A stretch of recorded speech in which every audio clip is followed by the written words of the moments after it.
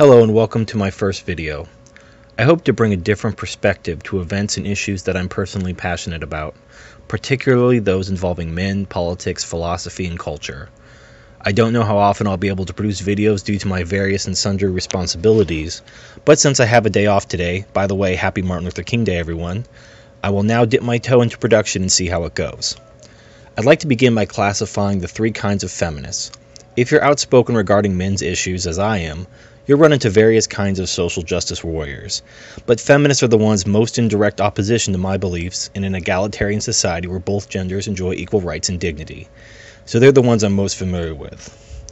I'll describe each type of feminist, how to recognize them, what to expect when dealing with them, and why, at the end of the day, it's pointless to engage into any meaningful debate with them. The first type of feminist is what I call the young liberal arts major. This breed of feminists are the youngest and most attractive of the feminists, and are usually given the spotlight despite their lack of qualifications or experience due to their physical attractiveness. Feminists hem and haw about patriarchy and objectification, but it's all bullshit. They know sex sells, and using a young attractive woman as their spokesperson will allow them to reach a larger audience. It's only objectification when men do it, you see. These feminists are not only easily identified by their youth and relative physical beauty, but also their complete lack of original concepts or ideas. When engaging with this type of feminist, you will not hear them say anything you haven't heard 100 times before using the exact same words from other feminists. This is because they are simply regurgitating what they've been taught from the age of 5 until the present day by their leftist teachers and professors.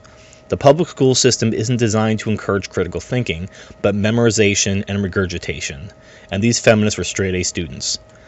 They have no experience living in the real world, and for all they know, the real world works just like school does. After all, they would have nothing else to compare it to, so why would they think otherwise? These feminists have adapted to the environment they've been marinating in for almost 20 years.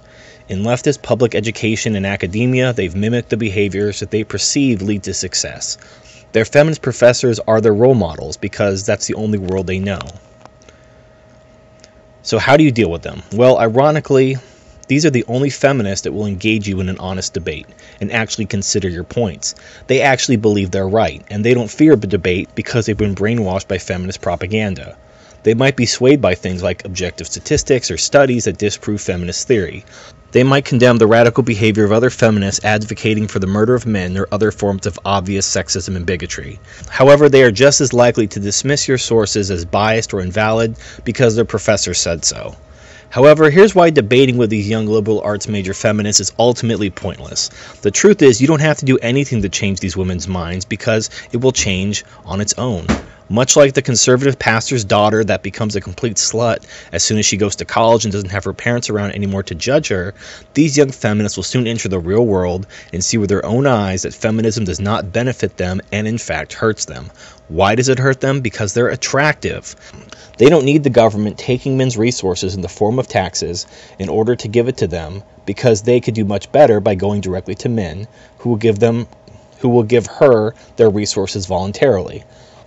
This relationship in turn hurts this particular woman because the more resources taken from these men vying for her affection and given to other women means less resources for her to take for herself. This is why married women vote Republican in the US while single women vote Democrat.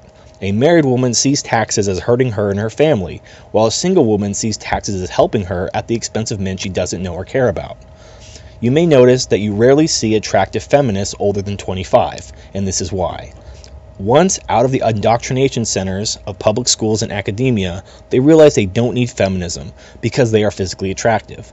They may also realize that feminist anti-male agenda may actually cause them to become less attractive to desirable men.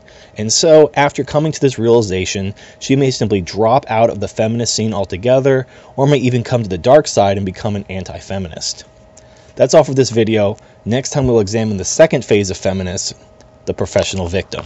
See you then.